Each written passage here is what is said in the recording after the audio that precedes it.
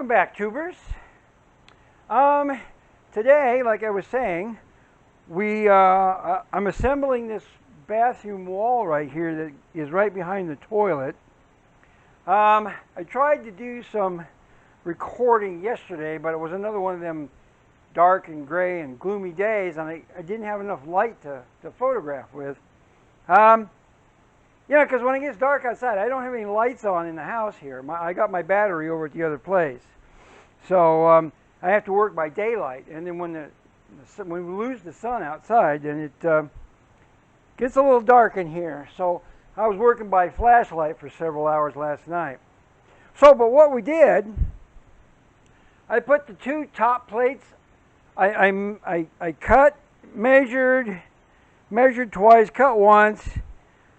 I got my little angle here in the floor. You can't really see it, but I've got two 2x4s up here that match the bottom plate, and I took my house jacks and I walked them down to each one of the ceiling joists to give me a little bit of clearance.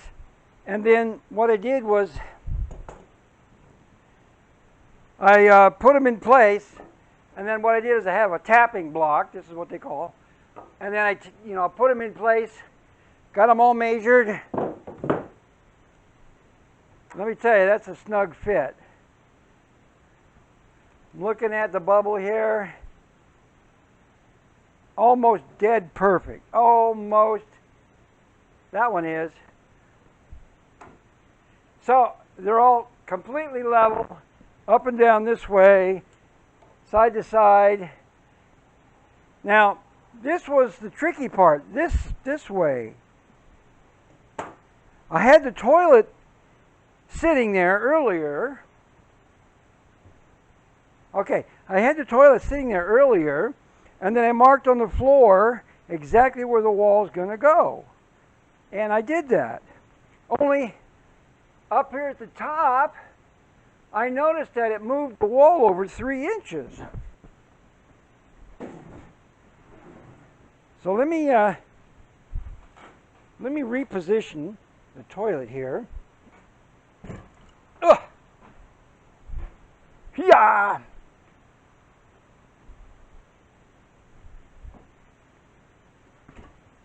All right, so I've got the mounting holes where the toilet goes. They're about right.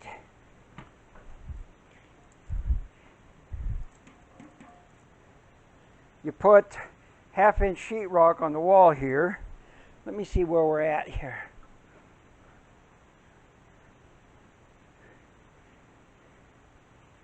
Alrighty.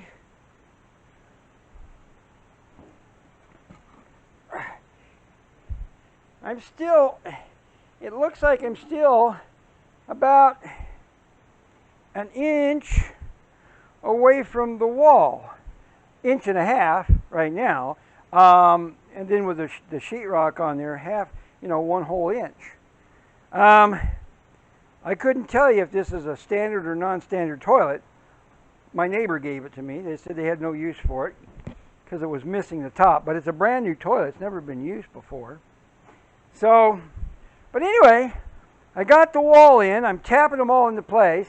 I'm walking my house jacks down and getting all the ceiling joists lifted up because they all had a little bit of a sag to them, right? The whole roof has got the weight on the wall. This is a bearing wall. That's why I had my house jacks in here. And it's kind of holding everything up.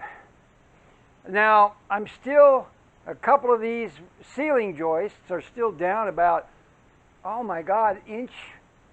Where are we at here? That was not too bad. This has got to go up another 1.5 inches right here.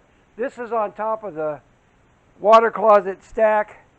I knew this from years ago when I put the roof on, that the lead casing that goes over the top of the cast iron was pulled down about 3 or 4 inches. So I knew in the end game that all of this ceiling will have to be pulled up. And I'm looking at my 4x6 member here, and that goes into that holds up the knee wall up in the attic, and it's down about 2 inches. So I need at least 1.5 inches, 2 inches. I can tell with my lath up here on the ceiling, that's all going to come down later, that this 1 2x is, well, it's even here, but you can see there's a little bit of a slope coming down with it a little bit. Now, I got some more things I got to repair over here where the chimney used to be, but yeah, it's a slow process. You know, I could have recorded a lot of it and then sped it up, but it's too much work. Like I said yesterday, it was too dark to film. So I already did a lot of that. This morning I had the end one on, and one other one, wall stud, and I got the double top plate up in position, and I've been pushing these ceiling jacks up to make sure all these other ones. Now, as you remember, all of my internal structure for my wall studs are all 93 inches, and then with the bottom plate and the 2 top plates comes out to 8 foot 2 inches. Let me verify that right now if I can find my tape measure.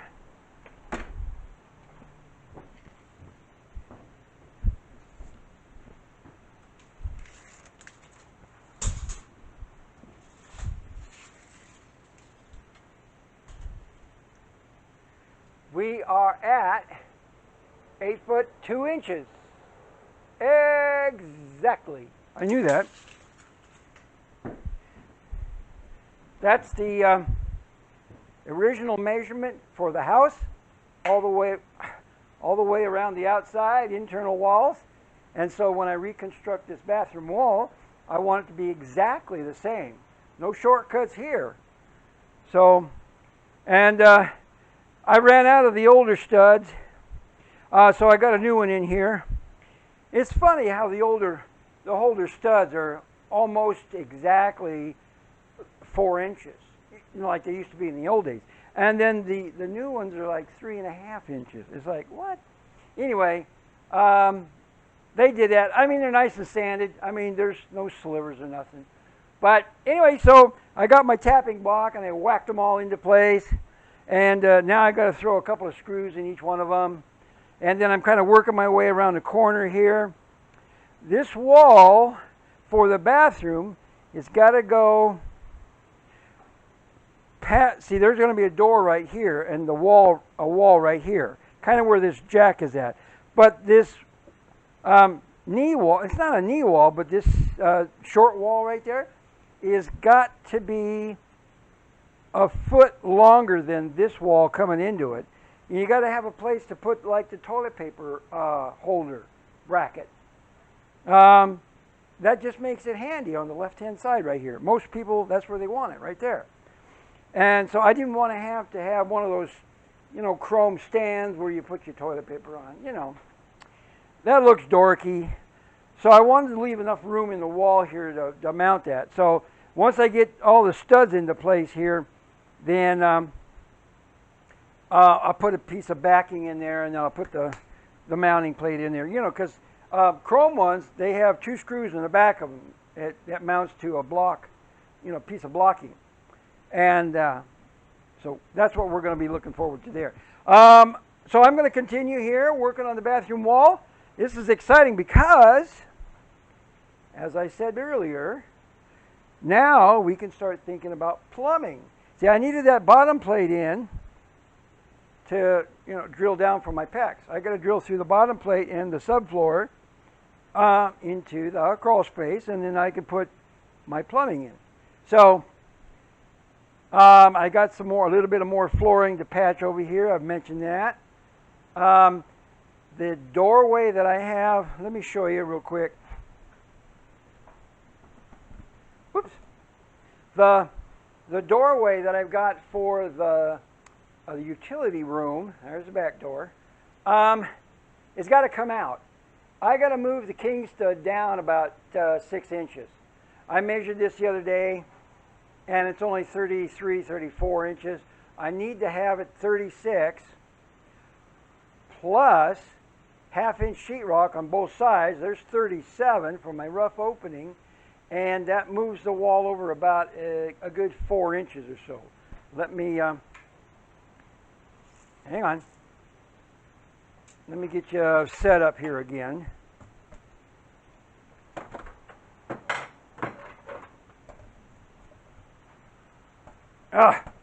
I got nowhere to sit you. All right, we're going to put you back here where you originally was. Let me measure this. So I'm at 35. I got to have at least a rough opening of 37 plus some wiggle room. So let's call it 37 and a half, maybe 38. 38 gives me, I got to move the wall 4 inches, and that's, you know, that's what I had in mind, 4 inches. So, whoops, there you go. So that, as it turns out, I've got room. If you look at this, I've got, see my transom up here comes over an extra 4 inches. So all I got to do is take out the transom, the jack stud. Here's the old jack stud. I take that out, take this out. I still got to put some structure up there. I'll put a couple of 2x6s up there, but I want it to be regular opening. I don't want a door. I don't want a door here into the utility room. So. Anyway, I just wanted to get you guys caught up with what I'm doing. Oh, Jesus. Let me show you this wall. Look at that wall. You can almost see it. It is perfectly straight and plumb, both sides. Well, I tell you what, when a piece of sheetrock goes on that, it's going to feel real good.